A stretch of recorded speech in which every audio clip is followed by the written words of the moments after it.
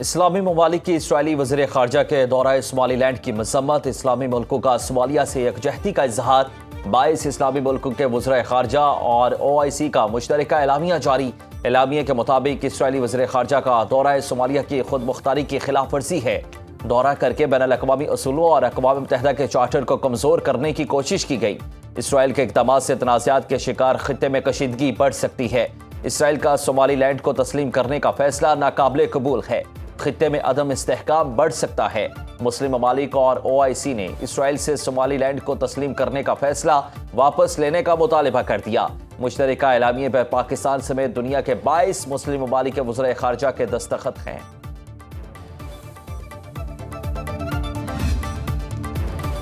شام کے شہر حلب میں سیکیورٹی صورتحال مزید کشیدہ، شامی فوج اور کرد قیادت والی شامی ڈیموکریٹک فورسز کے درمیان جھڑپوں کے باعث متعدد علاقوں میں کرفیو نافذ کر دیا گیا۔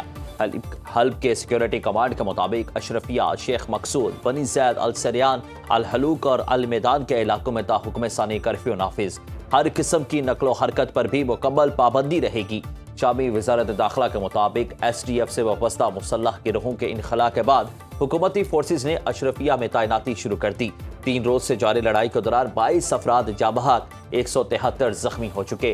شامی فوج نے SDF پر شہری علاقوں پر گولہ باری کے الزامات عائد کر دیے۔ SDF نے الزامات کی تردید کرتے ہوئے حکومت نواز دھڑوں پر اندھا دھند شیلنگ کا الزام لگایا ہے۔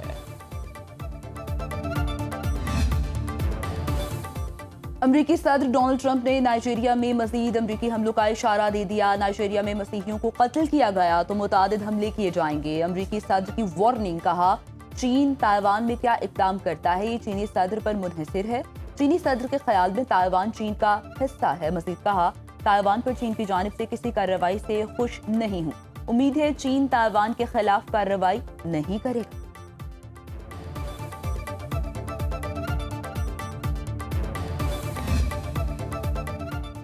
وینزویلا کی قائم مقام صدر کی چینی سفیر سے ملاقات، 2 طرفہ تعلقات اور علاقائی صورتحال سمیت اہم امور پر گفتگو۔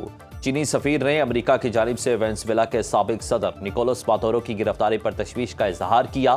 کہا وینزویلا کی خود مختاری کا احترام اور امریکی اقدام کی مذمت کرتے ہیں۔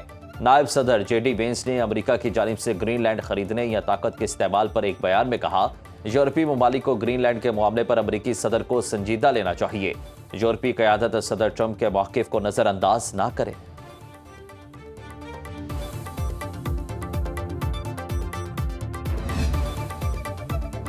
ٹرمپ وینزویلا پر قبضہ نہیں کر سکتے، امریکی سینٹ میں قرارداد منظور، فوجی کارروائی روکنے کے حق میں 52، مخالفت میں 47 ووٹ ڈالے گئے۔ قرارداد منظوری کے لیے کانگریس میں پیش کی جائے گی۔ قانون بننے کی صورت میں صدر ٹرمپ اسے ویٹو بھی کر سکتے ہیں۔ حکمران ریپبلکنز کے 5 اراکین ٹرمپ کے اقدامات پر پارٹی سے الگ ہو گئے۔ صدر ٹرمپ نے دعویٰ کیا وینزویلا امریکہ کو مرکزی تجارتی شراکت دار بنانے پر تیار، تیل بیچ کر صرف امریکی سامان خریدے گا، بدلے میں اسے زرعی اجناس، ادویات، برقی اور طبی آلات فراہم کیے جائیں گے۔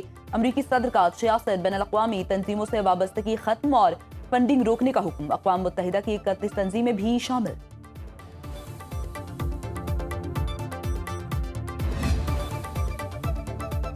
ٹرمپ انتظامیہ گرین لینڈ کے حصول کے لیے سرگرم، عوام کو امریکہ سے الحاق پر آمادہ کرنے کے لیے ادائیگیوں پر غور۔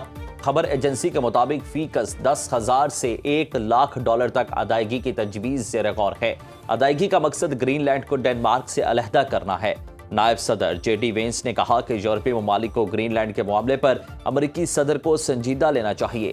یورپی قیادت صدر ٹرمپ کے موقف کو نظر انداز نہ کرے۔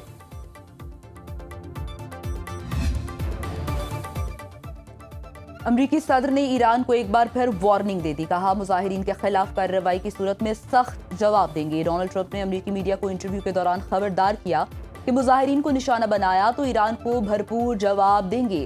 ٹرمپ کا کہنا تھا ایران کو واضح طور پر بتا دیا اگر لوگوں کو قتل کرنا شروع کیا تو وہ خاموش نہیں بیٹھیں گے۔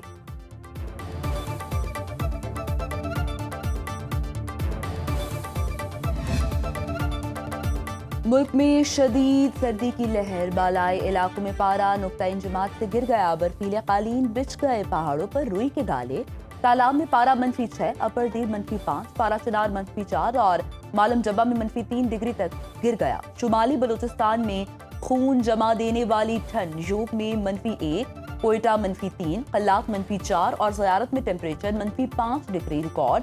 بولان، ڈھاڈر، مچ، صحبت پور اور اوسطا محمد میں موسم سرد، تیسرے روز بھی دھند کا راج برقرار۔ کراچی میں بھی سردی زور پکڑ گئی، پارہ 9.3 ڈگری پر آ گیا۔ اسماگ کے باعث دنیا کے آلودہ شہروں میں لاہور کا چوتھا number, air quality index 189 record. حد نگاہ کم ہونے کے باعث موٹر وے کے کئی سیکشنز بند کر دیے گئے۔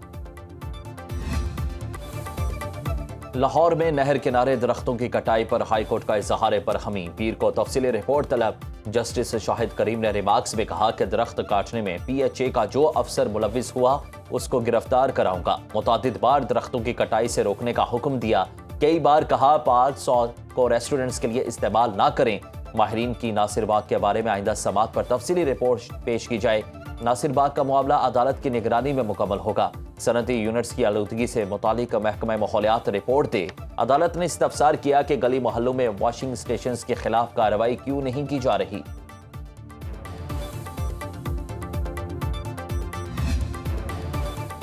ملک کے بالائی علاقوں میں رات گئے زمین لرز اٹھی، اسلام آباد، راولپنڈی اور حضرو میں زمین لرز اٹھی۔ خیبر پختونخوا کے ضلع ایبٹ آباد، سوات، شانگلہ، بنیر، لوئر دیر، ہری پور، باجوڑ اور گرد و نواح میں زلزلہ۔ مظفر آباد، وادی نیلم، وادی لیپا، سکردو اور گلگت میں زلزلے کے جھٹکے۔ شیخوپورہ، ننکانہ صاحب، فیصل آباد میں بھی زلزلہ۔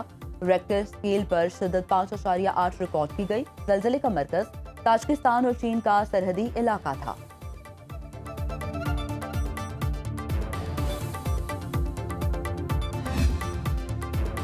لاہور میں بسنت تقریبات پر 81 کروڑ روپے سے زائد اخراجات خرچ ہونے کا امکان۔ لاہور میں 3 روزہ بسنت تہوار کے لیے اخراجات کا تخمینہ سامنے آ گیا۔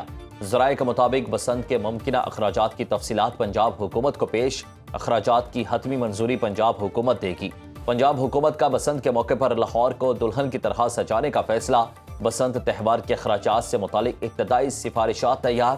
3 دنوں کے اخراجات کے لیے فنڈز محکمہ خزانہ جاری کرے گا۔ بسنت کے دوران شہریوں کو مفت ٹرانسپورٹ سہولیات فراہم کرنے کے اخراجات کا تخمینہ لگایا جا رہا ہے۔ جامع سیکورٹی پلان تیار کر لیا گیا۔ PSL 11 میں حیدرآباد اور سیالکوٹ کی انٹری۔ لیگ کے 11ویں ایڈیشن میں 8 ٹیمز ایکشن میں نظر آئیں گی۔ FKS نے PSL کی 7ویں ٹیم 175 کروڑ روپے میں خریدی۔ ٹیم کے نام کے لیے حیدرآباد کا انتخاب ہوا۔ 8ویں ٹیم اوزی ڈیولپرز نے 185 کروڑ روپے میں خرید کر سیالکوٹ نام رکھا۔ PSL ٹیمز کی نیلامی میں 9 خریداروں نے کوالیفائی کیا۔ 7ویں ٹیم کی بولی 111 کروڑ روپے سے شروع ہوئی اور ریکارڈ 65 کروڑ روپے کا اضافہ ہوا۔ 8ویں ٹیم کی بولی کا آغاز 171 کروڑ روپے سے ہوا اور 15 کروڑ اضافے سے 185 کروڑ روپے پر اختتام ہوا۔ بولی جیتنے والی فرنچائز کو 10 سال کے لیے حقوق دیے جائیں گے جو 2035 تک جاری رہیں گے۔ وزیر اعظم شہباز شریف کی PCB کو مبارکباد۔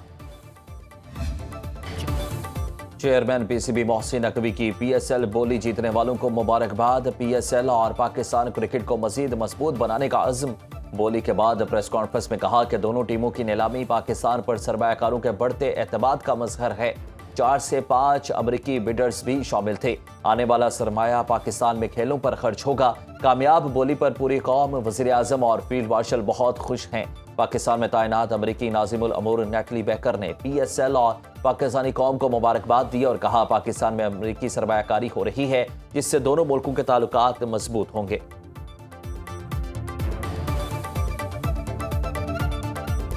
وزیر اعلیٰ خیبر پختونخوا سہیل آفریدی آج دورہ کراچی کے لیے روانہ۔ سہیل آفریدی آج PTI سندھ کی قیادت سے ملاقات کریں گے۔ انصاف ہاؤس میں اہم ملاقاتیں شیڈیول۔ کراچی پریس کلب کا دورہ کریں گے۔ سہیل آفریدی کل کراچی سے حیدرآباد ریلی کی قیادت کریں گے۔ حیدرآباد ہائی کورٹ بار کی تقریب سے خطاب اور اتوار کو مزار قائد پر حاضری دیں گے۔ سہیل آفریدی نے کارکنوں کو اپنے پیغام میں کہا کہ مزار قائد پر اتوار کو جلسہ ہے، آج ہی اس کی تیاری کرنی ہے۔ معاون خصوصی برائے اطلاعات شفیع جان کا کہنا ہے کہ وزیر اعلیٰ خیبر پختونخوا کل حیدرآباد جائیں گے۔ سہیل آفریدی پیر کو وزیر اعلیٰ سندھ سے ملاقات بھی کریں گے۔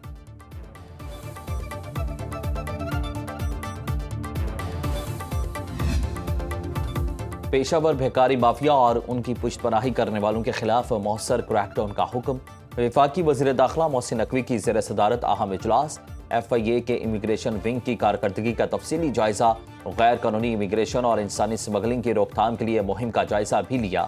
غیر قانونی امیگریشن میں ملوث مافیا کے خلاف بلا امتیاز کارروائی کے احکامات، ایئرپورٹس پر امیگریشن چیکنگ کے نظام کو مؤثر بنانے اور FIA کو امیگریشن قوانین پر مؤثر عمل درآمد کی ہدایت۔